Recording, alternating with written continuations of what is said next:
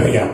മൂസാ നബി അലൈഹി ഇസ്ലാമിനോടും ഹാറൂൻ നബി അലൈഹി ഇസ്ലാമിനോടും ഫിറഔനിന്റെ അടുത്ത് പോയി ദഅവത്ത് ചെയ്യാൻ അള്ളാഹു കൽപ്പിച്ചപ്പോൾ ഇദ്ഹബാ ഇലാ ഫിറഔന ഇന്നഹു തഗ ഫഖൂലാ ലഹു ഖൗലൻ ലയ്യിന.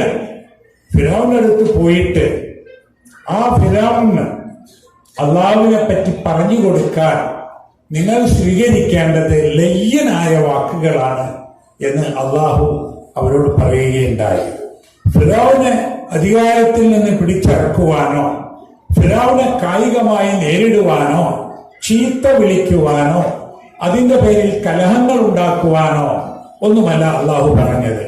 ഫിറഔന്റെ അടുത്ത് ചെന്ന് മയത്തിൽ കാര്യങ്ങൾ പറഞ്ഞു കൊടുക്കുക എന്ന് ഖുർആൻ ഉദ്ധരിക്കുന്നുണ്ട്. ആ സംഭവം നബി സല്ലല്ലാഹു അലൈഹി വസല്ലമ യമനിലേക്ക് ഗവർണർമാരെ അയച്ച സന്ദർഭത്തിൽ അവിടെ പോയി പറയേണ്ട കാര്യങ്ങൾ ഒന്നാമതായി തൗഹീദ് പറഞ്ഞു കൊടുക്കണം.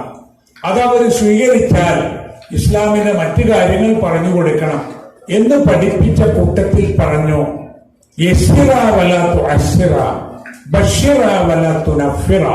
നിങ്ങൾ ആളുകൾക്ക് എളുപ്പമുണ്ടാക്കി കൊടുക്കണം, വിഷമങ്ങൾ ഉണ്ടാക്കരുത്.